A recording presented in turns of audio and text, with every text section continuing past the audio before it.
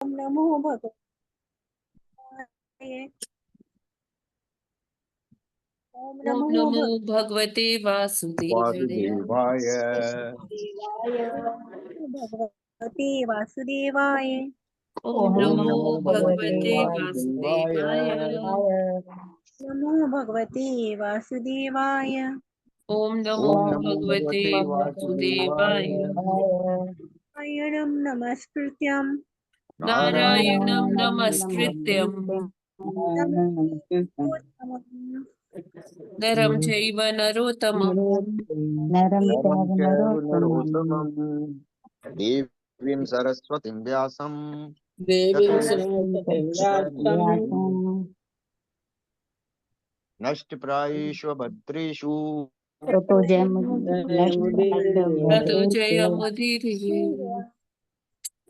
भवति युक्तं श्लोके नष्टप्रायेषु भद्रेषु भद्रेषु युक्तं श्लोके नित्यं भक्तिर् भगवद्गीतां श्लोके स्थिति भक्ति भवति नैष्टिकी कृष्णाय भक्तिर्भवति नैष्टिकी कृष्णाय कृष्णाय वासुदेवाय वासुदेवाय नंदनाय च देवकी देवकी नंदनाय च नंदनाय च गोपकुमाराय नंदगोपकुमाराय नन्दगोपकुमाराय गोविन्दाय नमो नमः।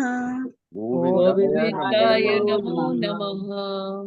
मूकं करोति वाचालं मूकं मूकं करोति करोति वाचालं वाचालं पङ्गुं लङ्घयति गिरिं पङ्गुं पङ्गुं लङ्घयति लङ्घयते गिरिं गिरिं यत्कृपातमहं वन्दे यत्कृपातमहं यत्कृपातमहं वन्दे वन्दे परमानन्दमाधवम्। परमानन्दमाधवम्। लीलाचरण ॐ अज्ञानतिमिरान्धस्य ज्ञानाञ्जनशलाकया चक्षुरुन्मिलितं येन तस्मै श्रीगुरुवे नमः। श्रीचैतन्यमनोभीष्टं स्थापितं येन भूतले स्वयं रूपं पदामयं ददाति स्वपदान्तिकं वन्देऽहं श्रीगुरु श्रीयुतपदकमलं श्रीगुरून् वैश्वांश श्रीरूपं साग्रजातं सहगण रघुनाथान्वितं तं सजीवं साद्वैतं सावधूतं परिजनसहितं कृष्ण चैतन्य देवं श्री राधा कृष्ण पादान सहगण ललिता श्री विशाखान्वितं हे कृष्ण करुणा सिंधु दीनबंधु जगतपति गोपेश गोपिकांत राधा कांत नमोस्तुते। तप्त कांचन गौरांगी राधे वृंदावनेश्वरी वृषभानुसुते देवी प्रणमामि हरिप्रिये। वाञ्छाकल्पतरुभ्यश्च कृपा सिन्धुभ्य एव च पतितानां पावनेभ्यो वैष्णवेभ्यो नमः नमः। नमो विष्णुपादाय कृष्णाय भूतले श्रीमते भक्तिवेदांत स्वामिनि नामिने नमस्ते सारस्वती देवे गौरवाणी प्रचारिणे निर्विशेष शून्यवादी पाश्चात्य देशतारिणे जय श्री कृष्ण चैतन्य प्रभु नित्यानंद श्री अद्वैत गदाधर शिवासादि गौर भक्तवृंद हरे कृष्ण कृष्ण कृष्ण हरे हरे हरे राम राम हरे हरे हरे कृष्ण कृष्ण कृष्ण हरे हरे हरे राम राम राम। हरे कृष्णा गणपति नाम माता जी गणपति हरे नाम। Krishna. Thank you so much Gunjan माता ji for doing the prayers and japa, leading the japa session. बहुत बहुत धन्यवाद आपका और सभी डिवोटीज का हार्दिक अभिनंदन है आज के इस अयोध्या के प्रातःकालीन जप सत्र में। हरि बोल। हरे हरे कृष्ण कृष्ण माता माता जी जी, हरे दंडवत कृष्णा। प्रणाम। प्रणाम सभी को माता दंडवत जी। प्रणाम। हरे कृष्ण हरे माता कृष्ण जी दंडवत प्रणाम सब भक्तों को दंडवत प्रणाम।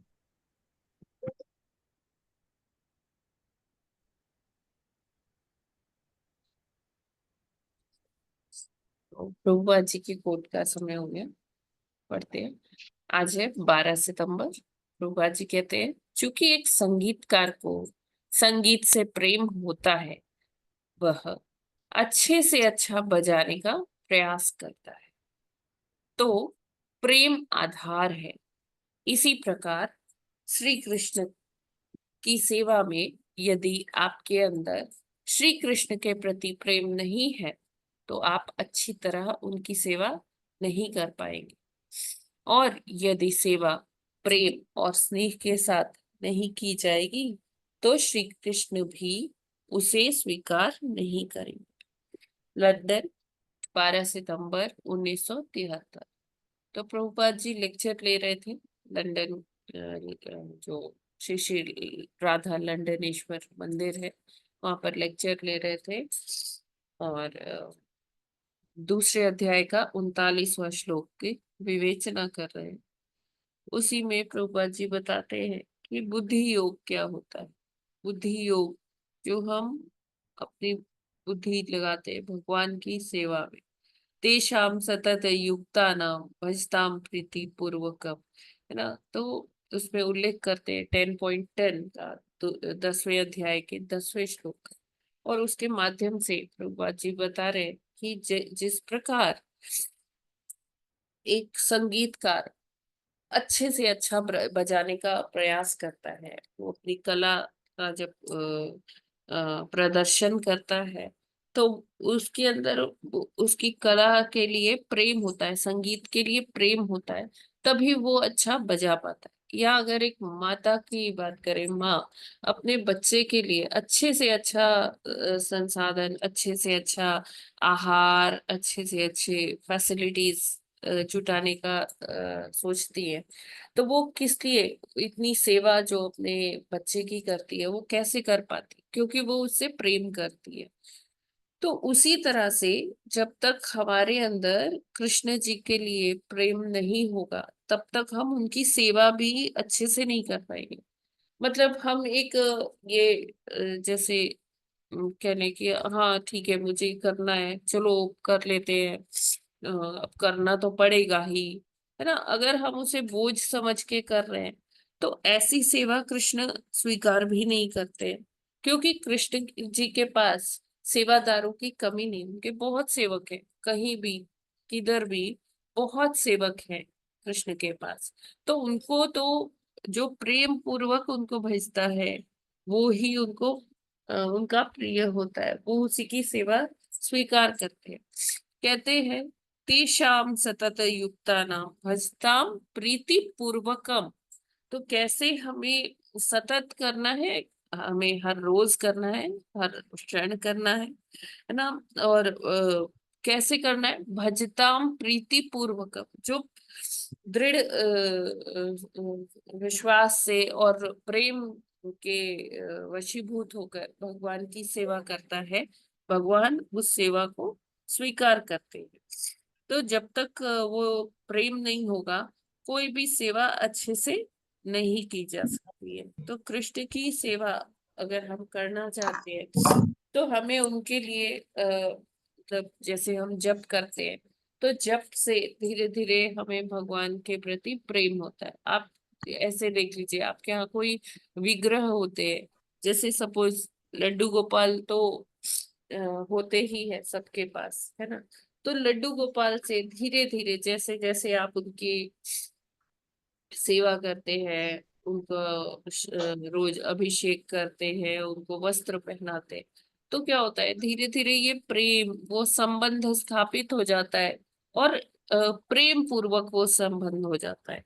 तो इसी तरह से हमें मतलब भगवान का प्रेम पूर्वक ही पूजा करना, पहले उनसे संबंध स्थापित करना है, प्रेम तब डेवलप हो जाएगा, है ना। और जब प्रेम पूर्वक हम भगवान की सेवा करेंगे तभी वो सेवा भगवान एक्सेप्ट करते हैं, है ना। अन्यथा वो उसे स्वीकार नहीं करते हैं। हरे कृष्णा। जगत गुरु श्रील प्रभुपाद की जय। हरे कृष्णा। धन्यवाद। प्रणाम माता जी। धन्यवाद प्रणाम माता जी।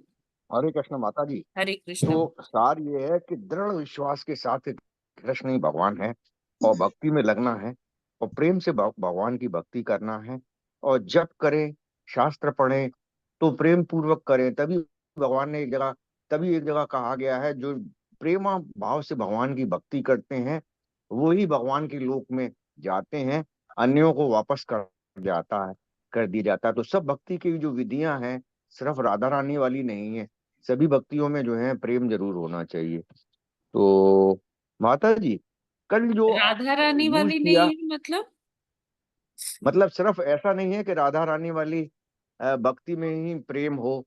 सारी भक्ति के जो मेथड्स हैं सब में प्रेम प्रेम के साथ करना चाहिए, चाहे वो हाँ, वात्सल्य प्रेम का हो, फ्लेवर चाहे, तो वो होना ही चाहिए। हाँ, चाहे और वो श्रीमती वात्सल्य हो राधा या, रानी उसकी पराकाष्ठा है। हाँ, पराकाष्ठा है।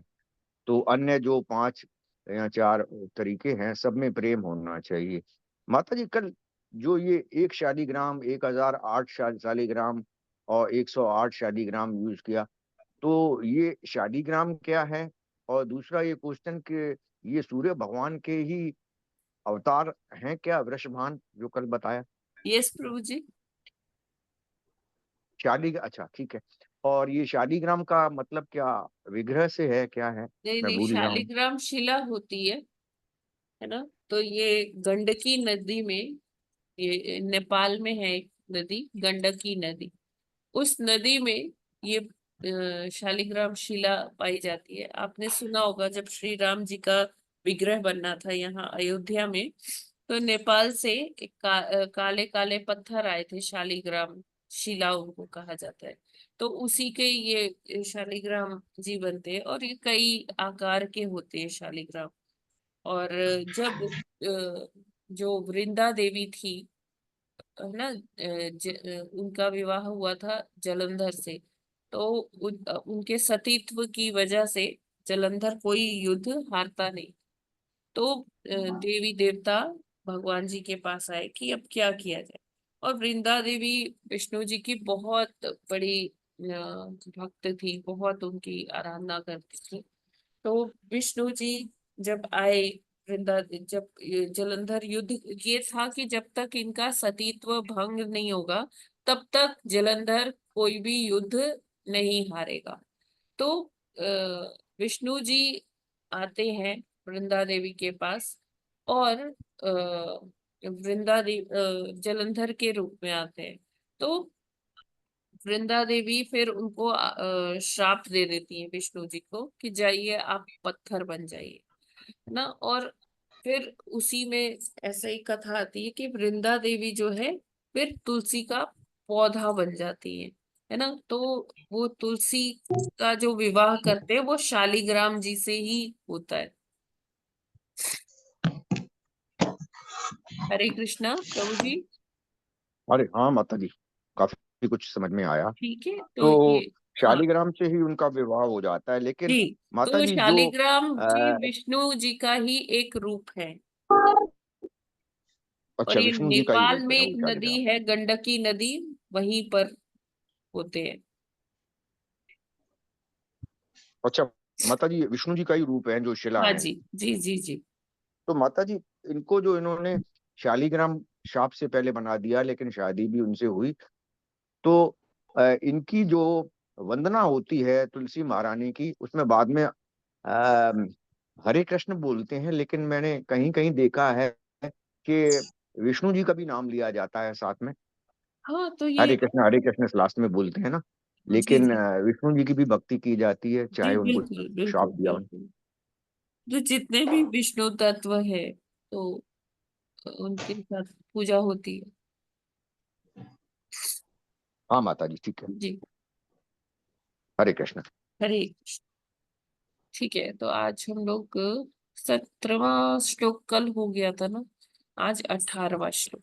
18 जी। 18 जी माता जी। 18वां श्लोक।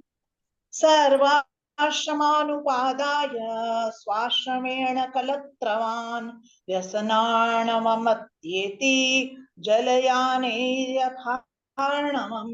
हरे कृष्ण। हरे कृष्ण। सर्वाश्रमानुपादाय स्वाश्रमेण कलत्रवान् व्यासनावरणं जयति मम तेति जलयानर्थावर्णम्। हरे कृष्ण। हरे हरे कृष्णा। सर्वाश्रमानुपादाय स्वाश्रमेर्कलत्रवान् व्यसनार्वमत्येति जलयानेयथार्वणम्। हरे कृष्णा। हरे कृष्णा। सर्वाश्रमानुपादाय स्वाश्रमेर्कलत्रवान् व्यसनार्वमत्येति जलयान्यर्थार्वम्। हरे कृष्णा। दंड प्रणाम माता जी। हरे कृष्णा। सर्वाश्रमानुपादाय स्वाश्रमेण कलत्रवान् व्यसन अर्णव अत्येति यथार्णवम्। हरे कृष्णा। दंडवत प्रणाम सभी को। हरे कृष्णा। सर्वाश्रम अनुपादाय स्वाश्रमेण कलत्रवान् व्यसनार्णवमत्येति जलयाने यथार्णवम्। हरे कृष्णा माता जी। दंडवत प्रणाम। सभी भक्तों को दंडवत प्रणाम। हरे कृष्णा। सर्व आश्रमान अनुपदाय स्वाश्रमेण कलत्रवान् व्यसन वर्णवमत्येति जलयानो अर्थार्णवम्। यथा। हरे कृष्णा। हरे कृष्णा। सभी को दंड प्रणाम।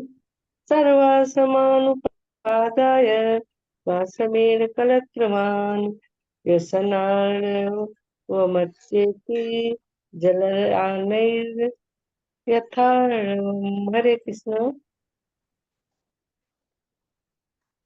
हरे कृष्णा। शब्दार्थ अनुवाद एवं तात्पर्य श्रील प्रभुपाद जी द्वारा। श्रील प्रभुपाद जी की जय। शब्दार्थ।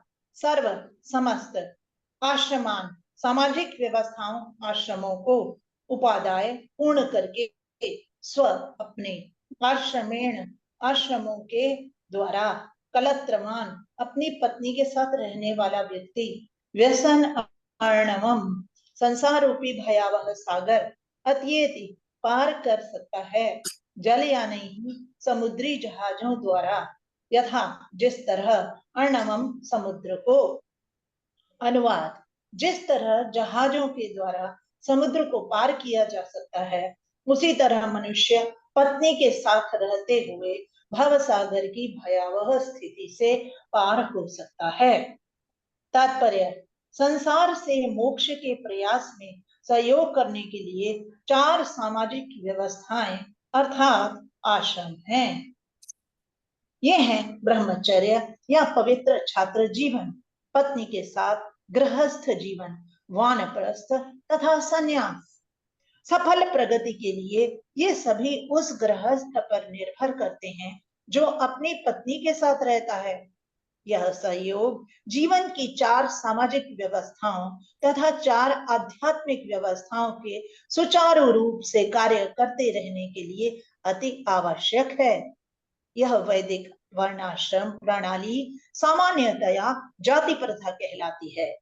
अपनी पत्नी के साथ रहने वाले पुरुष की सबसे बड़ी जिम्मेदारी होती है अन्य आश्रमों के सदस्यों, ब्रह्मचारियों, वानप्रस्थों तथा सन्यासियों के भरण पोषण की। गृहस्थों को छोड़कर अन्य सबों से आशा की जाती है कि वे जीवन की आध्यात्मिक प्रगति में लगे रहें।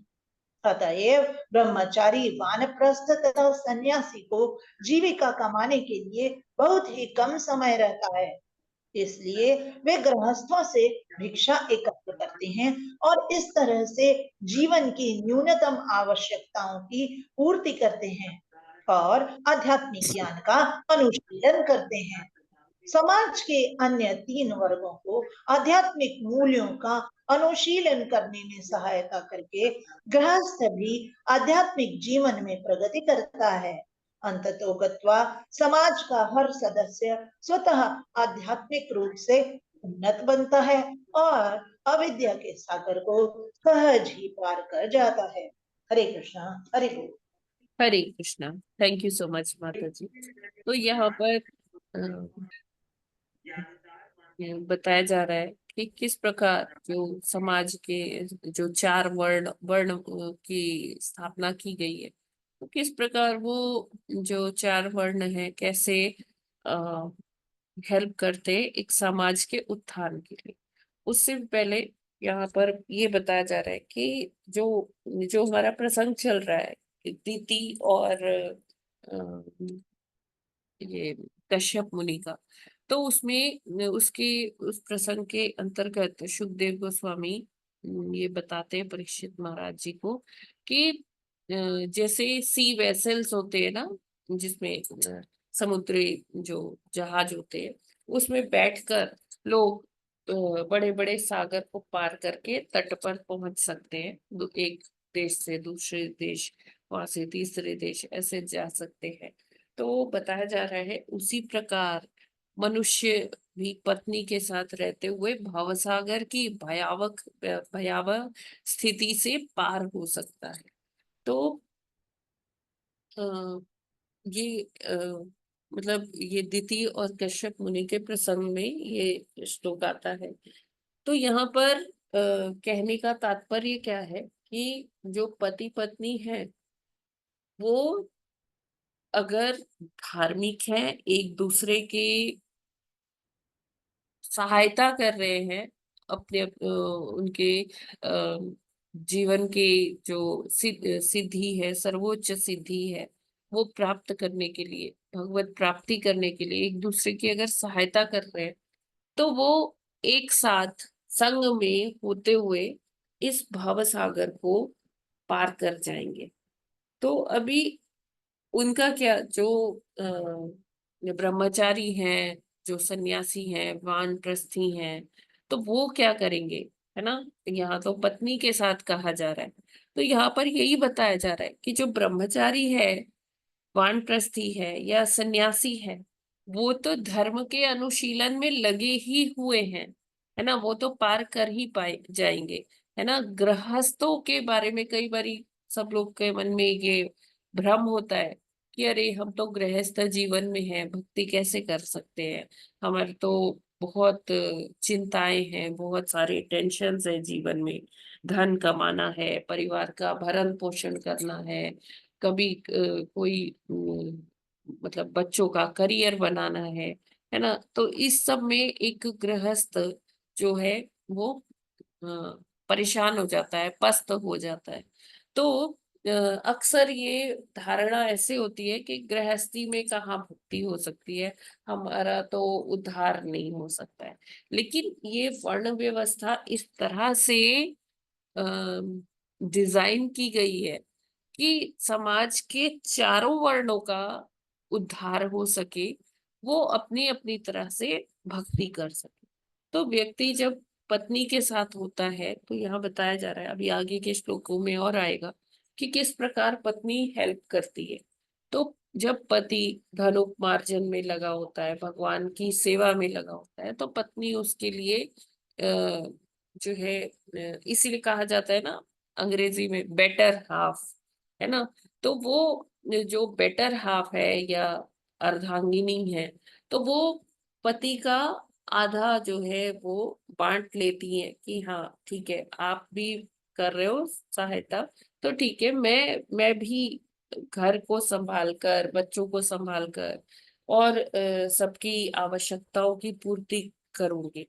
तो इस प्रकार से पत्नी का एक बहुत बड़ा रोल होता है कहाँ पे, मतलब एक मनुष्य के, एक पति के जीवन में, गृहस्थ के जीवन में। और उसी से जब ये पति पत्नी पूरा बैलेंस करके चलते हैं, उसी से ये जीवन रूपी रथ जो गृहस्थ का है वो चलता रहता है। और जब हम बात करते हैं कि जो ये गृहस्थ है, गृहस्थ एक्चुअली उसके लिए ये रेकमेंडेड नहीं है कि वो भिक्षा मांगे। भिक्षा कौन मांग सकते हैं, ये ब्रह्मचारी मांग सकते हैं, और सन्यासी, वानप्रस्थी, ये लोग भिक्षा मांग सकते हैं, अलग अलग उसमें भी तरीके, है ना। लेकिन गृहस्थ जो है उसे क्या करना पड़ता है, धन अर्जन करना पड़ता है, कहीं जॉब करनी पड़ती है या व्यापार है वो करना पड़ता है।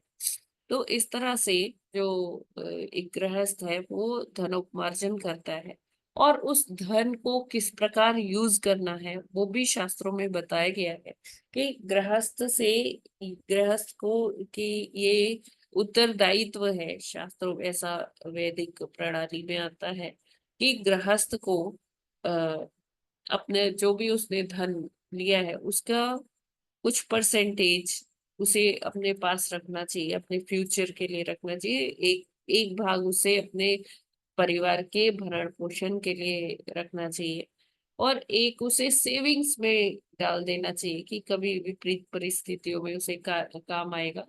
और जो 1/4 है, जो रिमेनिंग 25% है, वो उसे दान देना चाहिए ना, ब्रह्मचारियों के लिए, और मतलब जिससे धर्मार्थ कार्य हो सके। क्योंकि ब्रह्मचारियों के पास इतना समय नहीं होता कि वो धन उपार्जन कर पाए, क्योंकि उनके पास बहुत बड़ी जिम्मेदारी होती है, ब्रह्मचारी और वानप्रस्थी और सन्यासियों के पास, कि उनको धर्मयुक्त कार्य करने होते हैं, हवन करने होते हैं, पठन पाठन यजन याचन, और उन्हीं के ऊपर ये जिम्मेदारी होती है कि समाज के अन्य वर्णों को, अन्य आश्रमों को, सॉरी मैं अभी वर्ण बोल गई थी, मेरे को आश्रम बोलना चाहिए था, सॉरी।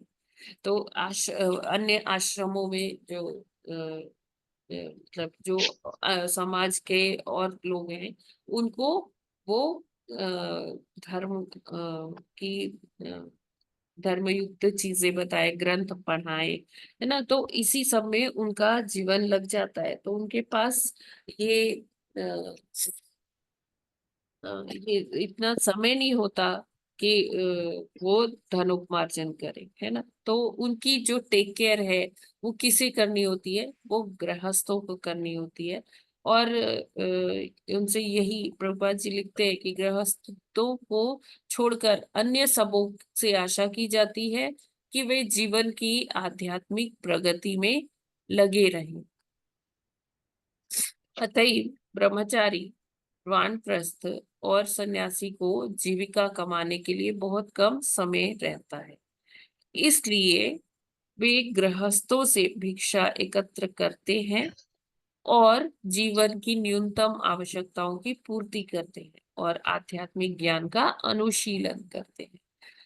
तो ये गृहस्थों की ही रिस्पॉन्सिबिलिटी बनती है कि वो इनकी दान देकर उनकी आवश्यकताओं की पूर्ति करने में अपना सहयोग करें।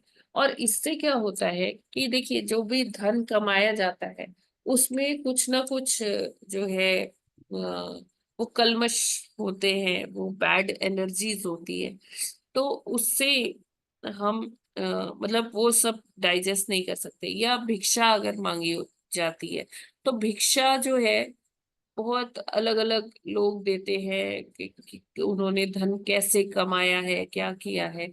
तो भिक्षा को ऐसे ही सब कोई डाइजेस्ट नहीं कर पाता है। जब वो भगवान की सेवा में भिक्षा लगाई जाती है और उसके बाद ही कोई उसे ग्रहण कर सकता है। तो हमें भी अपनी जो लक्ष्मी है, जो हमने धन कमाया है, उसका अगर हम एक भाग भगवान की सेवा में दे देते हैं, तो क्या होता है, हमारी भी लक्ष्मी का शुद्धिकरण हो जाता है। ऐसे ही बताया जाता है कि ऐसे जो धन होता है उसमें वो पता नहीं किस किस के जरिए आता है, और वो धन कैसे कमाया गया है, किस प्रकार से वो धन अर्जन किया गया है। तो उसको हम ऐसे ही डाइजेस्ट नहीं कर सकते हैं। तो हम देखते हैं कि अगर दान पुण्य नहीं होता है तो कई बार हम देखते हैं कि व्यर्थ के खर्चे आई जा रहे हैं। कभी कोई जैसे किसी का केस आ गए, कोर्ट केसेस आ गए व्यर्थ के, है ना, उसमें फिर वो पैसे लग जाते हैं। या फिर कोई बीमारी आ गई, डॉक्टर्स के लिए वो वहां चले जाते हैं वो पैसे। मतलब कि जिसका हमने प्लानिंग नहीं किया होता, उस तरह से वो पैसे जैसे आता है वैसे ही खर्च भी हो जाता है। तो बहुत जरूरी है कि जो भी गृहस्थ लोग जो भी धन कमाए, उसको क्या करें, वो धन को वो शुद्धिकरण करें और उसे लक्ष्मी का रूप दे, है ना। लक्ष्मी क्या है, वो भगवान की कालचे मला माहित नव्हतं तर त्यांनी फोन केला माता जी प्लीज म्यूट कर लीजिए। त्यांना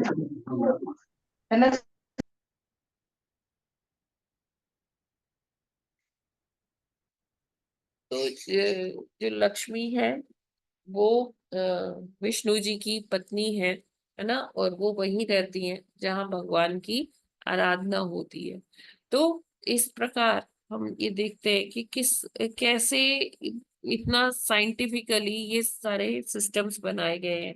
वेदों में इसका वर्णन है ना, आश्रम बनाए गए, वर्ण बनाए गए, और ये सारे बहुत ही वैज्ञानिक दृष्टिकोण से इसका समन्वय है हमारे शास्त्रों में।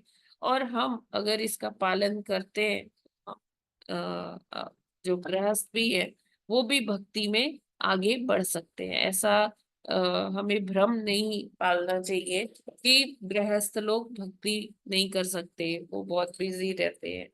गृहस्थ लोग अपने तरीके से भक्ति कर सकते हैं। और प्रभुपाद जी लिखते हैं कि अंततो गत्वा समाज का हर सदस्य स्वतः आध्यात्मिक रूप से उन्नत बनता है और अविद्या के सागर को सहज ही पार कर सकता है।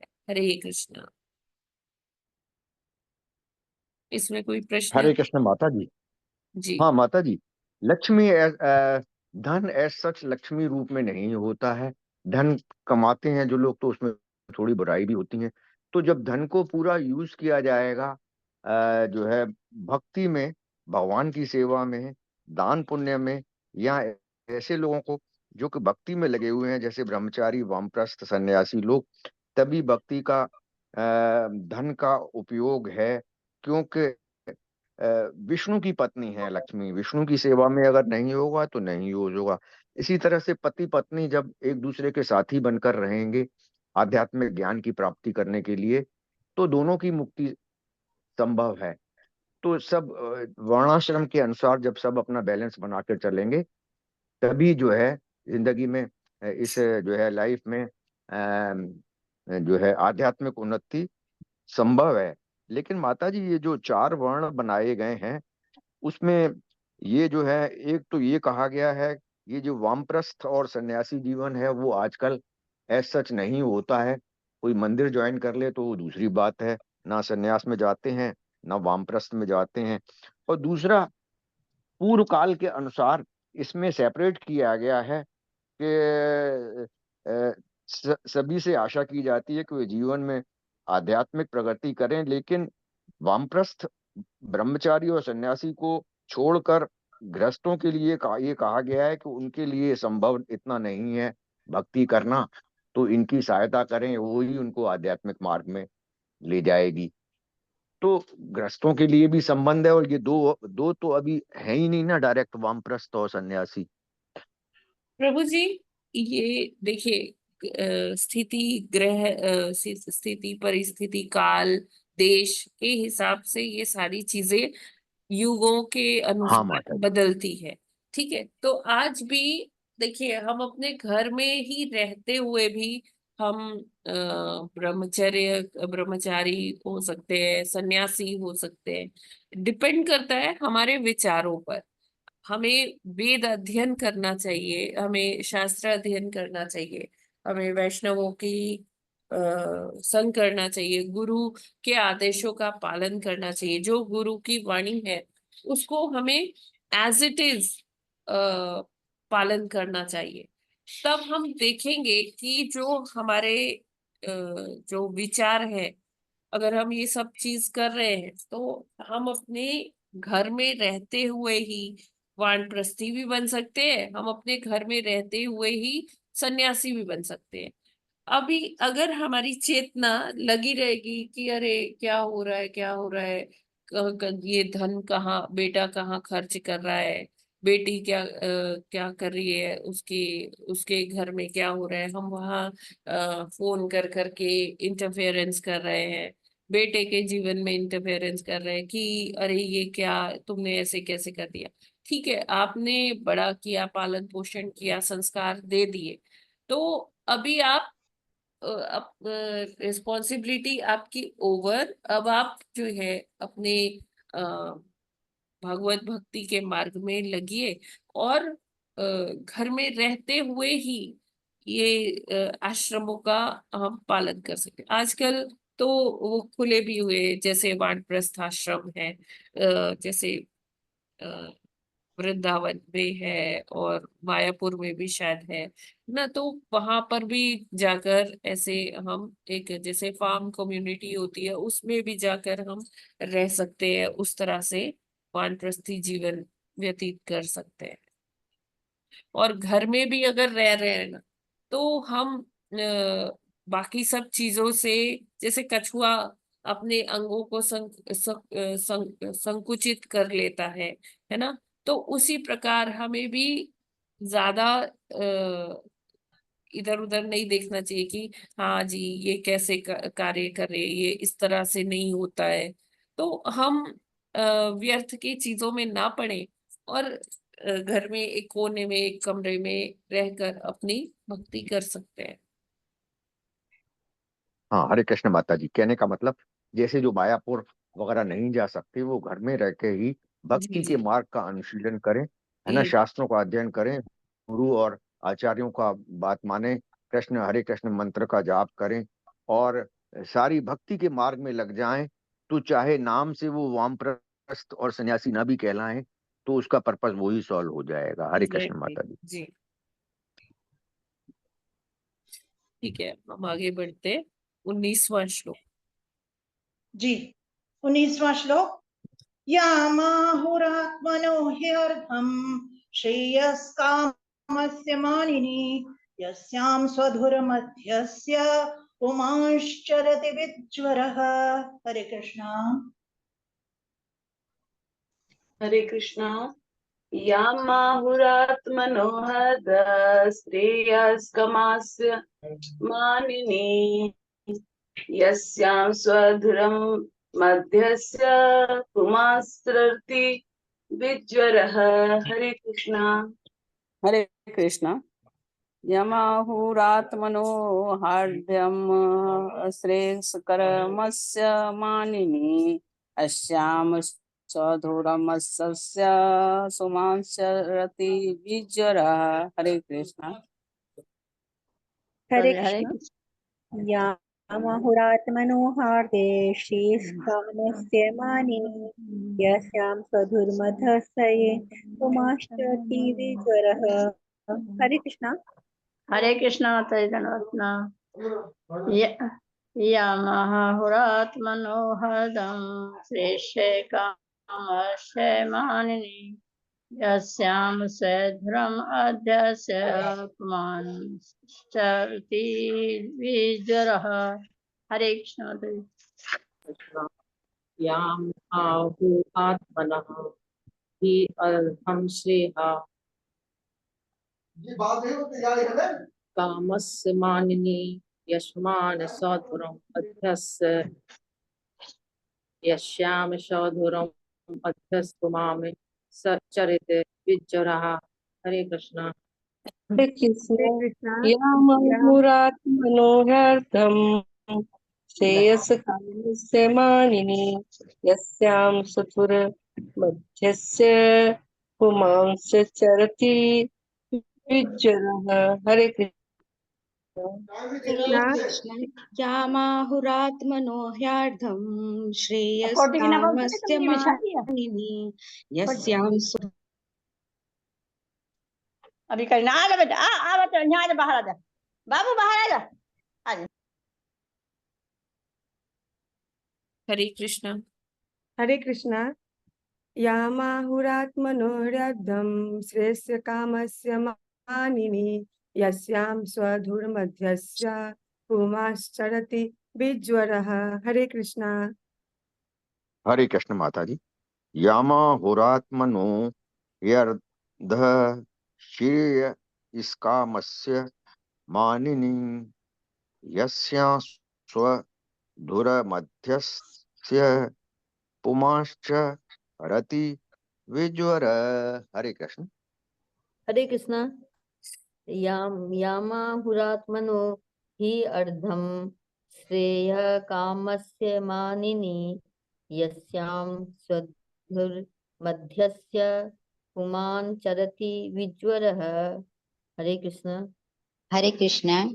यामाहुरात्मनो ऋतमान आहुअतमान यामा आहुअतमान ही अधर्म कामस्य माननी यस्याम सवधुर मध्यस्य मस्य पुमांचरति विजवर।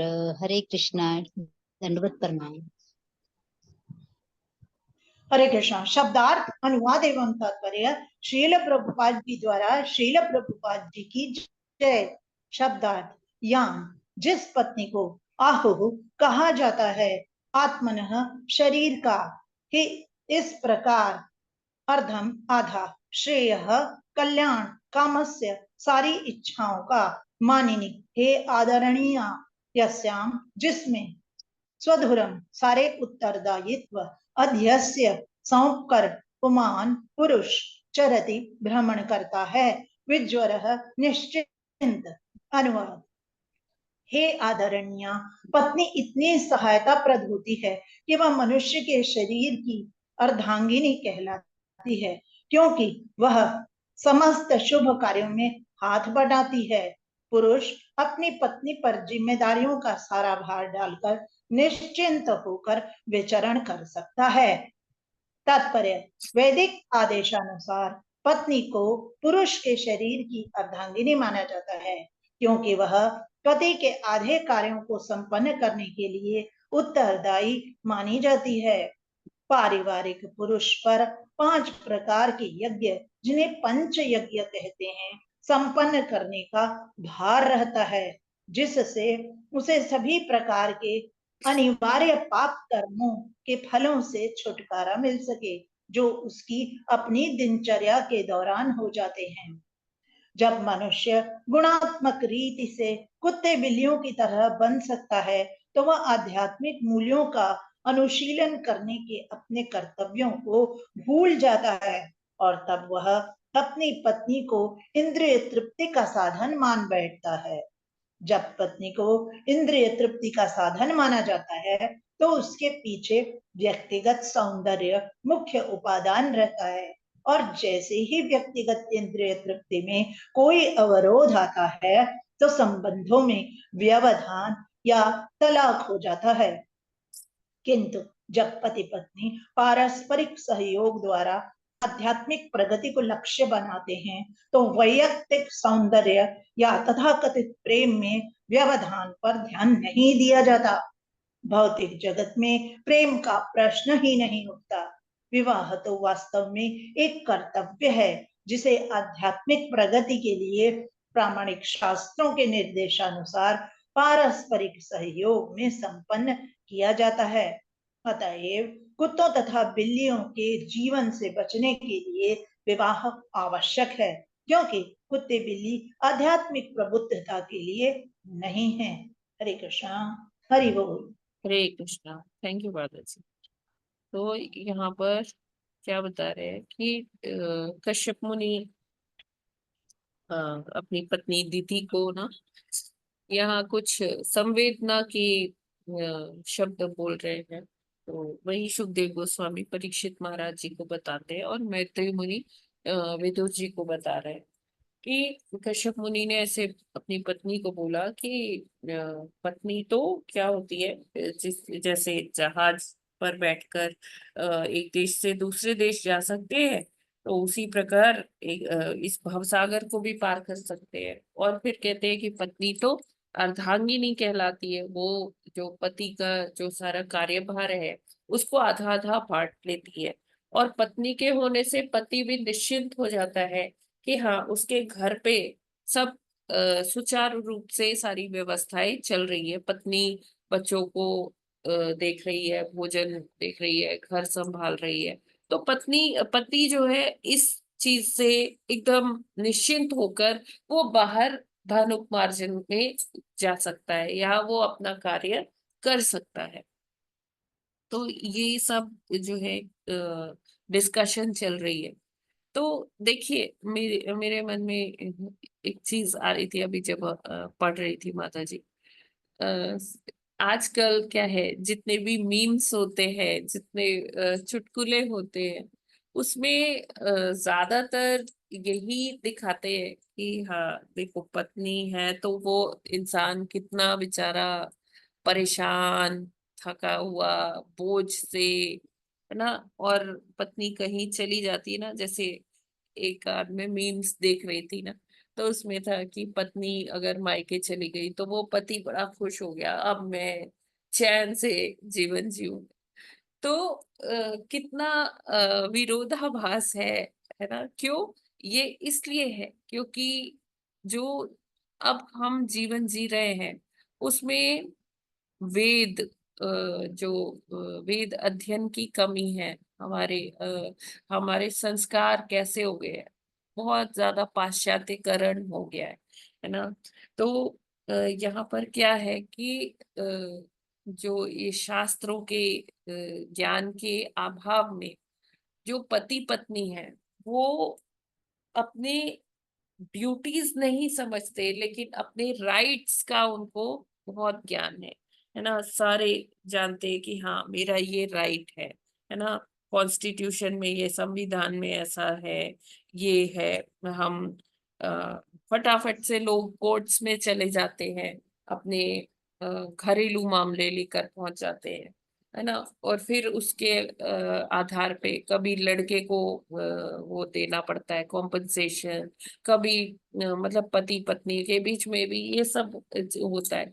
तो सारा कुछ ले देकर कहाँ आ गया है, धन पर आ गया है ना। और जो ये माया की चकाचौंध है सारा, मतलब जो हमारा जो मूलभूत जो जरूरतें हैं वो एक साइड पे, वो तो चाहिए ही चाहिए, उसके साथ सब अपना स्टैंडर्ड्स बनाते हैं।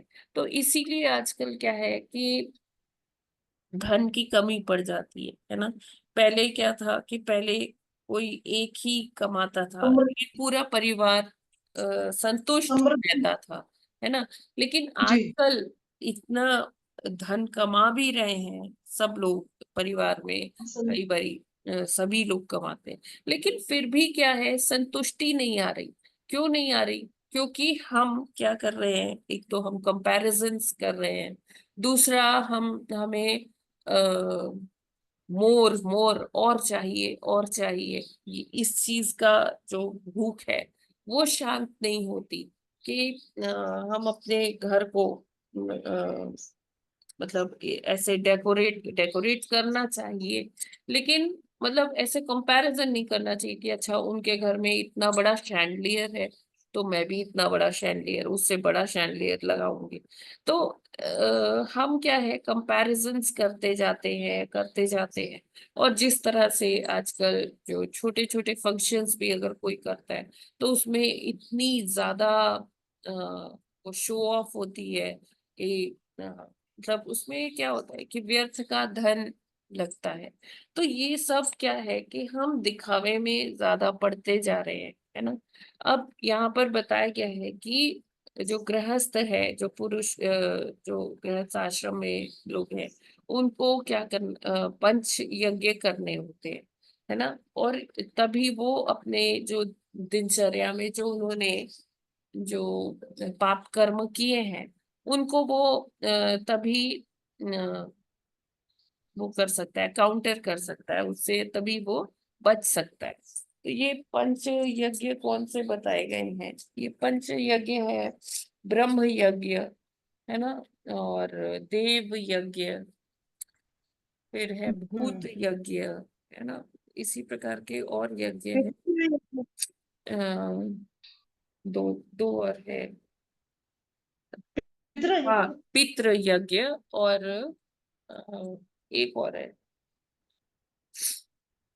जैसे चलिए अभी देखते हैं पांचवा कौन सा है। तो ब्रह्म यज्ञ जो है वो क्या है कि जैसे हमें अपने ग्रंथों को पढ़ना चाहिए, है ना, और शास्त्रों में से जो भी अध्ययन किया है उसको अपने जीवन में लागू करना चाहिए, भगवान को जानना चाहिए, भगवान से अपना रिलेशनशिप जो है उसे हरे समझना चाहिए। हरे हरे कृष्ण माता जी।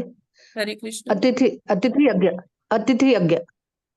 अतिथि यज्ञ, अच्छा अतिथि यज्ञ है पांचवा। पांचवा अच्छा, अतिथि यज्ञ है। ठीक है माता जी, थैंक यू सो मच। तो ये ब्रह्म यज्ञ क्या है कि इसमें क्या है कि हम अपने जो अपने को अपना रिलेशनशिप भगवान से और प्रगाढ़ बनाते हैं। फिर आता है देव यज्ञ। देव यज्ञ में वो हवन इत्यादि होते हैं, जिसमें आहुति डालकर हम भगवान को संतुष्ट करते हैं, देवी देवताओं को संतुष्ट करते हैं, तो वो देव ऋण कहलाता है। फिर भूत यज्ञ। भूत यज्ञ यानी कि ऐसी बहुत सारी जीवात्माएं होती हैं जो हमें हमारे जीवन काल में जो हेल्प करती है। हमारे गुरु हो गए, अन्य वैष्णव हो गए, जो हमें कहीं ना कहीं हमें मदद करते हैं आगे बढ़ने में इस आध्यात्म में। तो उनके निमित्त हम जो कुछ दान पुण्य करते हैं वो क्या हो गया, भूत यज्ञ। फिर आता है पितृ यज्ञ, जिसमें कर्म कांड होता है, तर्पण होता है, पिंडदान होता है, जो हम अपने पूर्वजों के निमित्त करते हैं, वो आ गया पितृ यज्ञ। फिर पांचवा, जैसे माता जी ने बताया, अतिथि यज्ञ, या इसको जैसे मैं समझती हूँ तो ये मनुष्य यज्ञ कहलाता है। तो मनुष्य यज्ञ क्या है कि जैसे जो पीड़ित है या जो वंचित लोग हैं, तो उनको उनके लिए जो जैसे भगवान के प्रसाद की व्यवस्था करा दी जाती है। जैसे अभी कोरोना काल में अलग अलग मतलब घरों में जाकर भक्तों ने जो प्रसाद बांटा है ना, पूरा तीनों टाइम का भोजन उनको उपलब्ध करवाया। तो ये क्या है, एक तरह का मनुष्य यज्ञ। जिसके पास वस्त्र नहीं है उनको वस्त्र का दान करना, जो रुग्णावस्था में है, जो रोगी है, उनको दवाइयां उपलब्ध करवाना।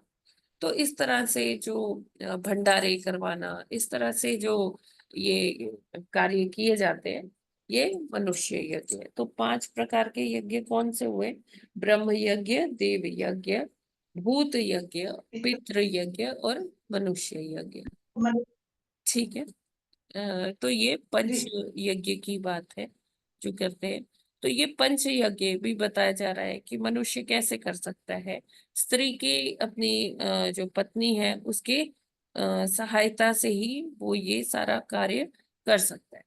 फिर लेकिन प्रभुपाद जी आगे बताते हैं कि जो अब हमारी संस्कृति हो गई, जो पाश्चात्यकरण हो गया है हमारी संस्कृति का, तो उसमें जब मनुष्य कुत्ते बिल्लियों की तरह हो जाता है ना, अपने स्वार्थवश वो सारे कार्य करता है, और भगवत भक्ति की कोई वहां पर कोई जगह नहीं रह जाती है। वो अपने अ, जो संसाधन है, ये भौतिक, इनके पीछे ही वो लगा रहता है। तो वो कहीं ना कहीं अपने जो संबंधी हैं उनको भी ऑब्जेक्टिफाई कर लेता है, उनको भी इंद्रिय तृप्ति के साधन बना लेता है। पत्नी को वो सोचता है कि ये मेरी इंद्रिय तृप्ति के लिए है, या वाइस वर्सा भी हो सकता है। पत्नी भी ये सोच सकती है कि वो जो पति है उसका, वो उसकी इंद्रिय तृप्ति के लिए। तो यहाँ पर ही सारा काम गड़बड़ हो जाता है, और जो हमारी जो आध्यात्मिक यात्रा है वो मंद हो जाती है। मंद क्या, वो एकदम रुक ही जाती।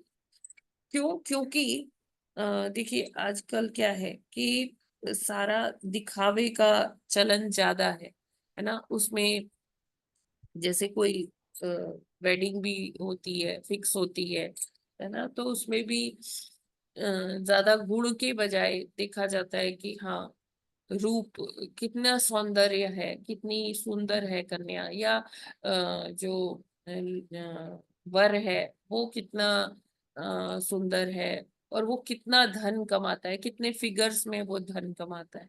तो आजकल जो पैरामीटर्स है वो चेंज हो गए। कोई ये नहीं पूछता है कि हाँ आपने कितने ग्रंथ पढ़े हैं, या कैसे आप कितनी भक्ति कर पाते हैं। तो इस तरह से कोई ये जानने का प्रयास नहीं करता है ना। वो रूप देखते हैं, एक्सटर्नल जो बाह्य चीजें हैं उनका ज्यादा अभी बोलबाला हो गया है कि हाँ कोई कितना सुंदर है या कितना धन कमा रहा है।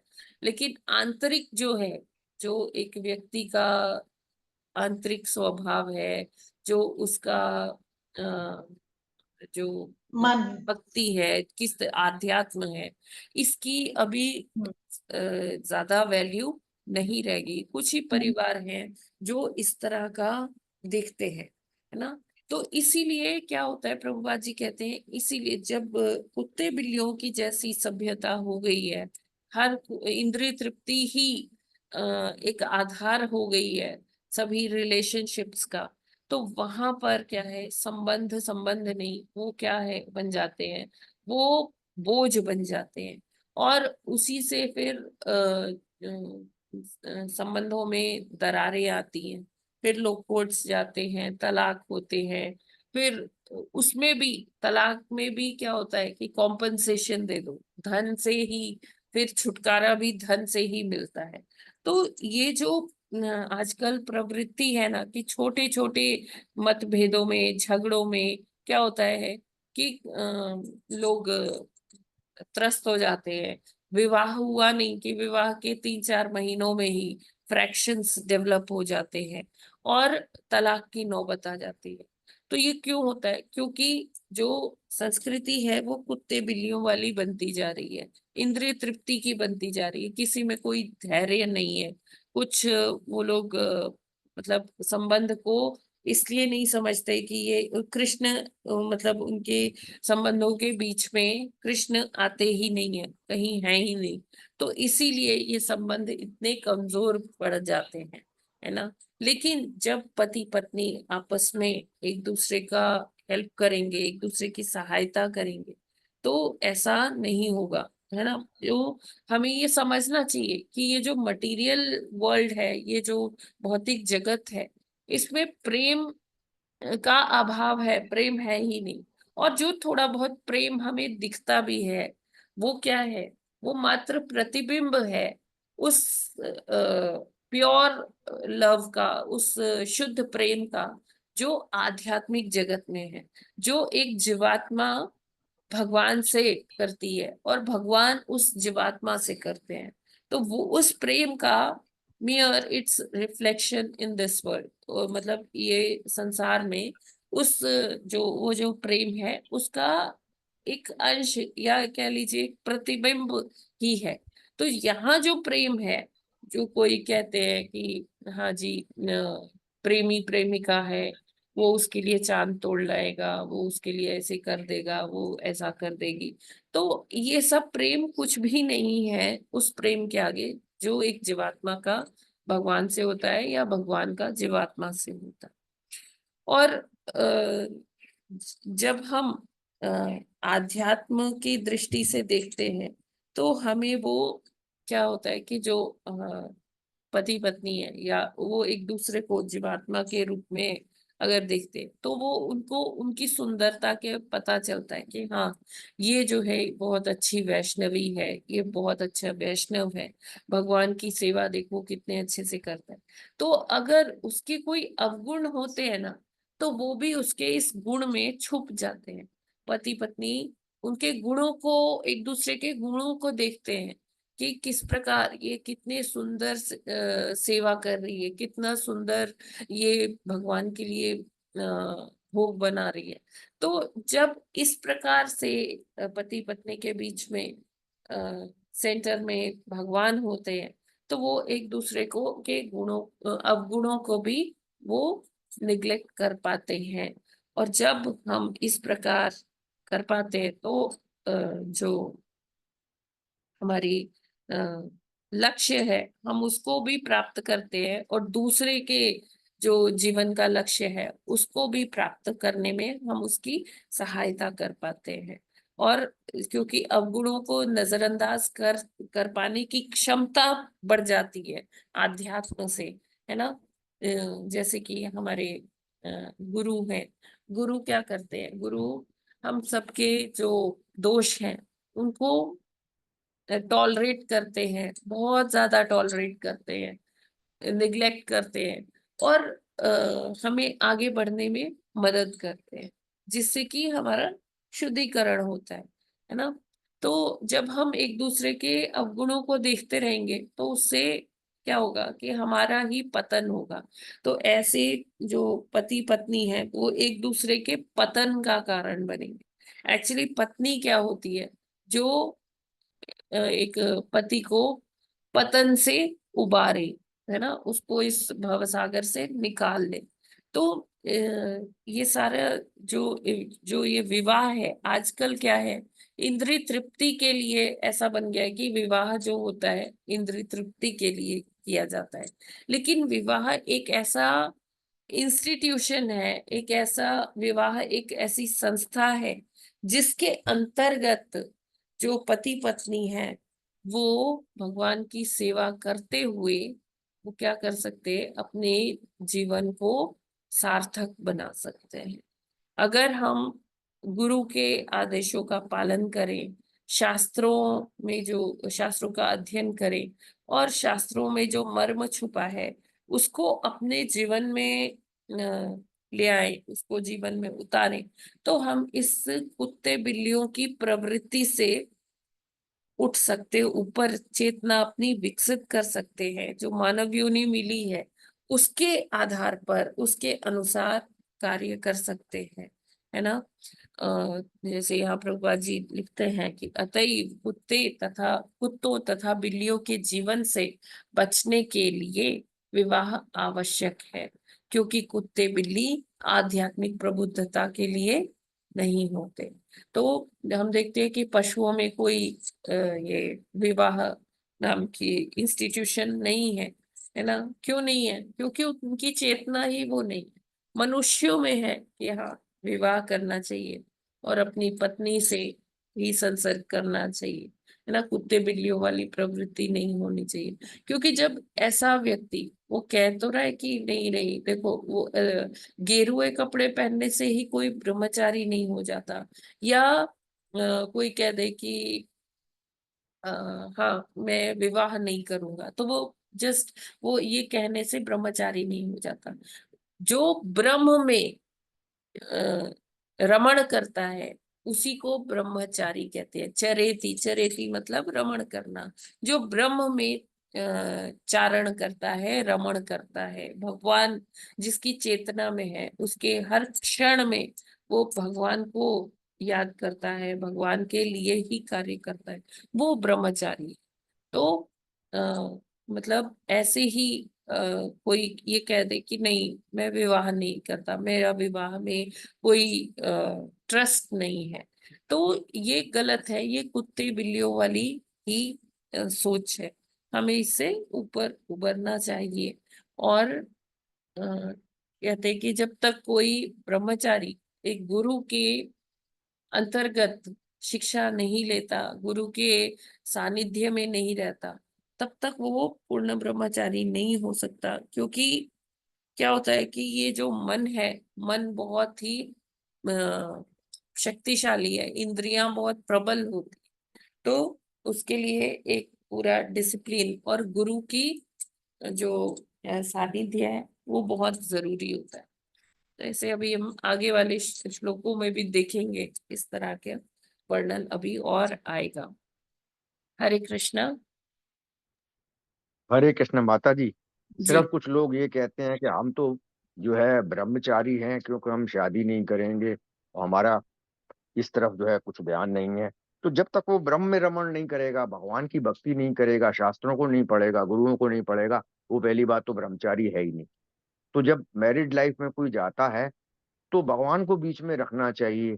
भगवान को बीच में रखने से, गुरुओं का आदर्श के अनुसार चलने से ही जो है वह जिंदगी की सफलता है। क्योंकि वो पति पत्नी एक दूसरे को जीवात्मा समझें, यह न समझें कि यह सिर्फ जो है सेक्स के लिए पति पत्नी है। तो एक दूसरे को जीवात्मा समझेंगे तो उसमें प्रेम उत्पन्न होगा और भक्ति मार्ग पर चलने के लिए वह जीवन आसान हो जाएगा। और इसके साथ साथ जो ये पंच यज्ञों की करने की जो है गृहस्थों को जो है वो किया गया है, ब्रह्म यज्ञ, देव यज्ञ, भूत यज्ञ, पितृ यज्ञ, यश यज्ञ है। तो ये कार्य भी जो है सारे शास्त्रों के अनुसार ही हैं और सब उचित हैं और इनका करना चाहिए। और जो न कर सकते हैं इनको या अपूर्ण तरीके से कर सकते हैं, भक्ति के मार्ग में इस तरह से कर्म कांड में नहीं कर सकते हैं, उनको जो है भगवान की सीधी कृष्ण की भक्ति में लगना चाहिए। है जो है अन्य कार्य तो करना ही है, परंतु कृष्ण की सेवा में लगने से ही समस्त कार्य, क्यों भगवान ने कहा है कि चित्त अपने में, मुझे अपने चित्त को मुझ में लगाओ, मेरी मुझ पर यस स्थित प्रभु जी। करो, मेरी पूजा करो जी जी और मैं तुम्हें बिल्कुल। सारे पापों से मुक्त कर दूंगा। तो जो लोग जो हैं जैसे बहुत ज्यादा ये कर्म कांड नहीं कर पाते हैं, कर्म कांड तो करें, रिकमेंडेड है, लेकिन अगर भगवान की भक्ति में रत होंगे पूर्णतया से, तो वैसे भी वो शुद्ध हो जाएंगे और ब्रह्म में स्थित माने जाएंगे, आध्यात्म में स्थित माने जाएंगे, जी भौतिक जगत प्रभु से जी। दूर माने जाएंगे। हरे कृष्ण माता जी। हरे कृष्ण। किसी का और कोई प्रश्न है क्या? माता जी जरा सा ये माता जी एक वो शब्द पूछना था, ये देव यज्ञ है कि दिव्य यज्ञ है? देव देव यज्ञ, ब्रह्म यज्ञ, अच्छा देव माता। यज्ञ, भूत यज्ञ, पितृ हाँ यज्ञ माता जी। और मनुष्य यज्ञ। अच्छा, अतिथि यज्ञ नहीं बोलते हैं इसको, मनुष्य यज्ञ बोलते हैं? मतलब ये अलग अलग उसमें अलग अलग नाम से दिया होगा ना। ठीक है माता जी, एक ही बात हुई है हाँ, ना। एक ही चीज। हरे कृष्ण। एक्चुअली मनुष्य माता जी यज्ञ मनुष्य यज्ञ इसलिए बोलते हैं कि मतलब जो भी वंचित लोग हैं उनके लिए। अतिथि में तो यही आ गया ना कि जो हमारे घर आए हैं, तो वो संपूर्ण मनुष्य के लिए हो गया। यस कविता माता जी। ये ब्रह्म यज्ञ का जरा सा थोड़ा सा रिपीट कर दीजिए। ब्रह्म यज्ञ जैसे जी शास्त्रों का अध्ययन करना, ग्रंथ पढ़ना और अपना रिलेशनशिप भगवान से जोड़ना, है ना। समझना कि हाँ अपने अपने को आत्म साक्षात्कार करना, अपनी पहचान करना कि मैं कौन हूँ, मेरा भगवान से क्या संबंध है, उस और इस संबंध को प्रगाढ़ करना, ये ही ब्रह्म यज्ञ है। जी। और देव यज्ञ? जैसे हम जब भी करते हैं ना, तो वो ब्रह्म यज्ञ ही है। जैसे हम ये क्लास कर रहे हैं, भागवतम पढ़ रहे हैं, ये भी ब्रह्म यज्ञ है। और देव यज्ञ जी होता है माता जी, जो देवताओं को तुष्ट करने के लिए यज्ञ किए जाते हैं, जिसमें आहुति डाली जाती है। ठीक है ना। माता जी लेकिन ये भी कहा गया है कि सारे यज्ञ विष्णु की प्रसन्नता के हैं और विष्णु को के द्वारा ही हाँ जी यज्ञों बिल्कुल का। बिल्कुल बिल्कुल बिल्कुल। हाँ, चाहे हम, हाँ, देवों का अंडरलाइन नाम ले लें। प्रिंसिपल यही है प्रभु जी। हाँ, हरे कृष्ण माता जी। क्योंकि और पितृ भगवान यज्ञ? जब तुष्ट होंगे तो सब तुष्ट होंगे, चाहे वो हाँ माता जी, पितृ ये मनुष्य शब्द है आपने बताया है, बड़ा अच्छा चाहे। है, 2-3 बार बताया है कि जी भगवान जब तुष्ट होंगे तो सारा, एक बार हाँ आपने कहा था कि सारा ब्रह्मांड तुष्ट हो जी जाएगा। जी जी। इसका थोड़ा एक लाइन में बता दीजिए क्या मतलब हुआ कि सारा जब ब्रह्मांड तुष्ट भगवान होगा? तुष्ट होते हैं तो समस्त सृष्टि तुष्ट हो जाती है ना। चाहे वो पितृ हो, चाहे वो देव हो, चाहे वो मनुष्य हो, चिड़िया, पशु, ये सारे ही तुष्ट हो जाते हैं क्योंकि हाँ माता भगवान। जी, ये बहुत आपने अच्छा वाक्य कहा था, मुझे आज तक की बहुत इससे अच्छा वाक्य बहुत नहीं कम नहीं सुनने प्रभु को जी, मिलते हैं कि मैंने जब मैंने अपने मन से भगवान नहीं तुष्ट बोला है। होंगे तो ये जो हाँ हाँ हाँ, प्रभुपाद तो जी ने। सारा ब्रह्मांड तुष्ट हो हाँ जाएगा। बहुत अच्छा है प्रभुपाद जी का ये जी बोला हुआ। जी जी। और ये जो है इनसे अच्छे वाक्य बहुत कम सुनने को मिलते हैं। हरे कृष्ण माता जी। हरे कृष्ण। माता जी और जरा सा पितृ यज्ञ भी एक बार पितृ यज्ञ माता जी जैसे श्राद्ध करते हैं, है ना, तर्पण करते हैं, पिंडदान करते हैं, ये जो सारे कर्म कांड है ये पितृ यज्ञ है, जो हम अपने पूर्वजों के निमित्त करते हैं, उनके जी। आ, जैसे पोषण के लिए। जैसे और भूत यज्ञ?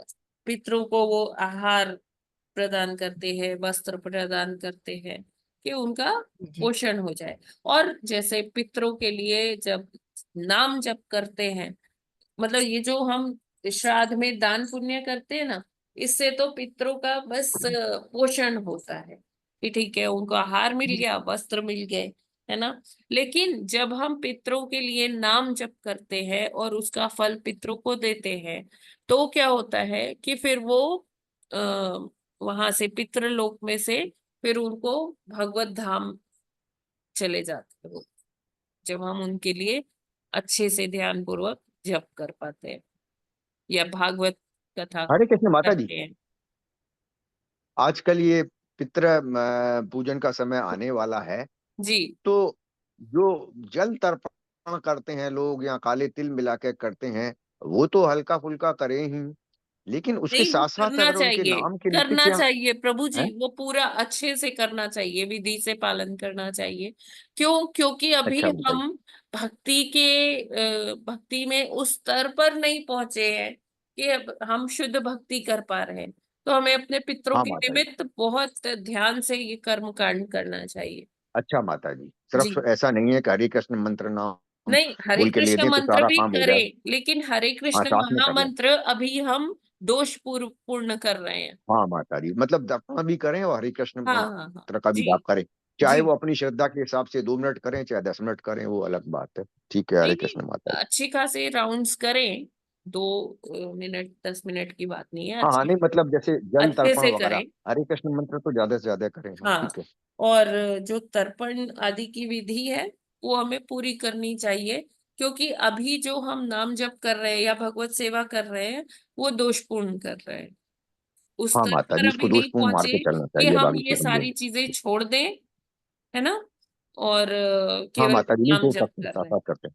जी हाँ हाँ, बहुत सारी बुराइयां उसके साथ हम जब करते हैं तो वो अपूर्ण है, इतना पूर्ण नहीं है, इतना शुद्ध नहीं है कि हम उसके भरोसे रहें कि नाम जप से ही सब कुछ हमें काम चलाना है। अन्य सारी जो विधियां हैं उनका पालन भी करना है। हरे कृष्ण माता जी, आने वाला है ना ये जो है जी जी, 18 तारीख पितरों से। के तर्पण के। हाँ माता यस जी, हरे कृष्ण यस। माता जी। हरे कृष्ण माता जी। माता जी हरे भूत यज्ञ कृष्णा। का भी थोड़ा सा, क्या भूत माता यज्ञ जी? का, भूत यज्ञ भी थोड़ा सा, एक लाइन, भूत माता यज्ञ। जी, वो सारी आत्माएं जिन्होंने हमें कहीं हेल्प किया है, हमारे गुरु हो गए, वैष्णव हो गए, जो हम जिनके साथ हमारा संबंध था कुछ ना कुछ, है ना, जिन्होंने हमें आध्यात्मिक दृष्टि से हेल्प किया या भौतिक दृष्टि से हेल्प किया, उनके लिए जो जैसे भोजन करवाते हैं, करवा सकते हैं, वस्त्र दान कर सकते हैं। जी जी जी जी जी, थैंक यू माता जी। हरे ही बोल माता जी, हरे कृष्णा। यस पूजा माता हरे जी, आप कुछ कह रही थी? हाँ जी माता जी, वो पांचों यज्ञ करने चाहिए क्या गृहस्थ को? हाँ, वो यही अभी हमने पढ़ा ना, रिकमेंडेड है कि मनुष्य गृहस्थ आश्रम में नहीं मनुष्य तो को। उसमें उसमें देव यज्ञ भी आज ना, देवताओं के लिए, तो वही पूछ रही थी। हाँ हाँ, अ, मतलब कर्मकांड हम करना चाहिए, क्योंकि अभी हम भक्ति, वही रिपीट कर रही हूँ कि भक्ति अभी हम उस स्तर पर नहीं कर पा रहे कि नहीं नहीं अभी तो बस हम हरि नाम करेंगे, जी माता है ना। जी तो जो जी। कर्म कांड बताए, हरे कृष्ण माता जैसे जी। जैसे ये बताया गया है कि सूर्य को जल देना चाहिए, हमें देना चाहिए। आप ऐसे समझ के दे सकते, इसीलिए उनको कहा गया है सूर्य नारायण, है ना, कि भगवान की, सूर्य कौन है? भगवान की आंखें हैं। अगर हम देखें सूर्य चंद्रमा, तो हमें सूर्य को जल देना चाहिए, सुबह जल्दी उठना चाहिए, है ना, ये सारे कार्य हमें करने चाहिए, क्योंकि अभी हम इतनी शुद्ध भक्ति के स्तर पर नहीं पहुंचे कि हम कह दें कि नहीं नहीं हम तो केवल हरे कृष्ण करो महामंत्र करेंगे। ठीक है, हमें वो करना चाहिए और रोज ये प्रयास करना चाहिए कि कल जैसा हमने हरे महामंत्र जप किया था, आज हम उससे अच्छा करेंगे, या इस तरह से हमें करना चाहिए कि जैसे मैंने पिछली माला की थी, अब जो माला कर रही हूँ उससे पिछली माला से मैं अच्छा करूं, या अगला मोती जो अगला मन का मैं कर रही हूँ, पिछला जैसे मैंने किया उससे मैं बहुत बेटर करूं। जब हम इस तरह का प्रयास करेंगे तो धीरे धीरे हमारे जो हरे कृष्ण महामंत्र का उच्चारण है वो भी अच्छा होगा, और हम ध्यान पूर्वक कर पाएंगे, बिना किसी ऑफेंस के, बिना किसी अपराध के कर पाएंगे, है ना। ठीक है पूजा माता जी, क्लियर है? जी माता जी। जी माता जी। यस प्रभु जी, आप कुछ कह रहे थे? अब ये एक क्वेश्चन ये आया कि ये जो जिसमें आहुति डाल के यज्ञ करते हैं, तो वो पूर्व काल में जो करने वाले भी थे, या जो ब्राह्मण कहेंगे जो थे, वो उनको यज्ञ करने का पूर्व वो था। आजकल के जमाने में इतने ना तो पुरोहित है और ना ही हम लोग इतने सशक्त हैं कि ये यज्ञ अच्छे करें। तो आजकल तो ये शास्त्र और हरे नाम जप और ये जो है भगवान का से जो है युक्त होने के सारे साधन जो भक्ति के हैं, यही यज्ञ भी कहलाते हैं ना, क्योंकि भगवान से युक्त होते हैं इसमें। तो भक्ति योग है ये। तो ये आजकल जी ज्यादा ब्रह्म यज्ञ में रिकमेंडेड है क्या? यस प्रभु जी, ये ऑलवेज रिकमेंडेड है कि क्योंकि इधर कलयुग में सब चीज कलमश युक्त हो गई है ना। जो हम देखिए, जो हम भगवान को भोग भी ऑफर कर रहे हैं, उसमें भी तो एडल्ट्रेशन है ना, मिलावट है ना चीजें। हाँ हाँ माता जी। लेकिन इसका ये मतलब नहीं है कि हम कहें कि भगवान मैं आपको कुछ ऑफर नहीं कर पाऊंगी, सब कुछ एडल्ट्रेटेड है ना। तो हाँ जैसा माता। भी जो साधन है और जो चीजें शास्त्रों में बताई गई है कि हमें ये भगवान को ऑफर करना चाहिए, पुष्पम पत्रम फलम तोयम, है ना। और जितना भी हम 56 भोग लगाते हैं ये, तो हमें भगवान को ऑफर करना चाहिए, क्योंकि भगवान ही हाँ माता एकमात्र ऐसे हैं जो चीजों से उसकी जो बैड एनर्जीज है, भगवान ही उसको निकाल सकते हैं, हाँ माता जी। है मन ना। में ये ना सोचना और चाहिए सबसे बड़ी कि बात है कि हमें ये सब से भी ऊपर ये सोचना चाहिए कि बस मैं कृष्ण की तुष्टि के लिए ये कर रही हूँ, है ना। अपने किसी हाँ मोटिव के लिए नहीं कि हाँ ये शुद्ध हो जाएगा फिर मैं पाऊंगी, इस तरह से नहीं। हाँ माता जी। भक्ति योग के अलावा अन्य जो मार्ग हैं, उनका भी अनुसरण करने की कोशिश करनी चाहिए, चाहे जितना भी कम कर सके। ठीक है माता जी।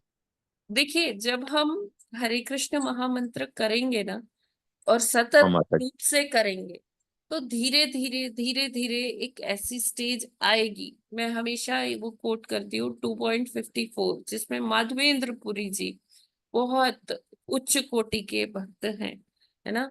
वो माधवेंद्र पुरी जी कहते हैं कि हे त्रिसंध्याओं, अब मैं तुम्हें प्रणाम करता हूँ। हे तर्पण, अब मैं तुम्हें प्रणाम करता हूँ। अब मैं नहीं कर पाऊंगा ये सब कर्म कांड। क्यों? क्योंकि मेरी रति कृष्ण में हो गई है। मैं जिधर भी देखता हूँ वहां मुझे कृष्ण ही दिखते हैं, है ना। तो हमें दोनों चीजें फॉलो करनी चाहिए, कर्मकांड भी कर रहे हैं और हम हाँ कृष्ण माता जी। भावना भावित भी है ना। हम कृष्ण जी के निमित्त ही सारे कार्य कर रहे हैं। हमें प्रैक्टिस करनी है, अभ्यास तो कौन्तेय, है ना। तो अभ्यास हमें करते जाना है। अभ्यास हम धीरे धीरे करेंगे, सतत रूप से करेंगे, है ना। तो हाँ क्या माता जी, होगा धीरे कि धीरे होगा। एक दिन उस स्टेज पर आ जाएंगे कि जहां पर ये सारी चीजें गौण हो जाएंगी, है ना। ये तर्पण हो गया, कर्मकांड हो गया, ये तब हम नामाभास के स्टेज पर पहुंच जाएंगे और फिर धीरे धीरे शुद्ध भक्ति के स्टेज पर पहुंच जाएंगे। ठीक है। हाँ माता जी, एकदम भगवान ऐसी से शक्ति दे, देखिए, ऐसा हम सब सामर्थ्य चीज दे। बंद कर दें, तर्पण बंद कर दें, सारे चीज बंद कर दें, नहीं नहीं अब मैं ऐसा नहीं मैं तो हरे कृष्णा कर रही हूँ। और हरे कृष्णा भी ढंग से नहीं कर पा रहे, तो फिर भगवान क्या कहते हैं कि हमें जो भी हमें ये प्राप्त हो रहा है, वर्षा कैसे होती है? यज्ञ करके होती है ना। ठीक है, जब हम यज्ञ करते हैं तो वर्षा होती है। तो ये सारी चीजें का अपना एक रोल है। ठीक है, हम उससे एकदम ऐसे हाँ माता जी। मुंह नहीं मोड़ सकते हैं कि अभी हम ये सब कुछ नहीं करें। हाँ माता जी। ठीक है, भगवान ऐसी शक्ति दे कि धीरे धीरे सारे ये कांड भी करते जाएं और भगवान की भक्ति भी करते जाएं। तो ऐसा भगवान दे कि जो है सब तरफ जैसे जो है भगवान जो है की रति में ऐसे लग जाएं कि भगवान ही सब तरफ दिखाई दें, तो सारे कर्म कांड तब कम करके और भगवान की सिर्फ शुद्ध भक्ति में लगकर भगवान को प्राप्त कर सकते हैं। यस। तो वो थोड़ा लंबा मार्ग है, लेकिन भक्ति में अगर नाम जप में लगे रहेंगे तो शायद उस मार्ग तक अग्रसर तो। हरे कृष्ण माता। हरे ठीक है, और कोई प्रश्न है क्या? हरे कृष्णा। तो फिर यहीं पर विराम करते हैं आज। ग्रंथराज श्रीमद् भागवतम की जय। जय जगत गुरु श्रील प्रभुपाद की जय। नामाचार्य हरिदास ठाकुर की जय। अनंत कोटि वैष्णव भक्त वृंद की जय। वांछा कल्पतरुभ्यश्च कृपा सिंधुभ्य एव च पतितानां पावनेभ्यो वैष्णवेभ्यो नमो नमः। हरे कृष्णा। सभी को धन्यवाद। हरे हरे कृष्ण कृष्ण माता जी हरे कृष्ण माता जी, सब दंडवत भक्तों को प्रणाम। प्रणाम। हरे कृष्णा।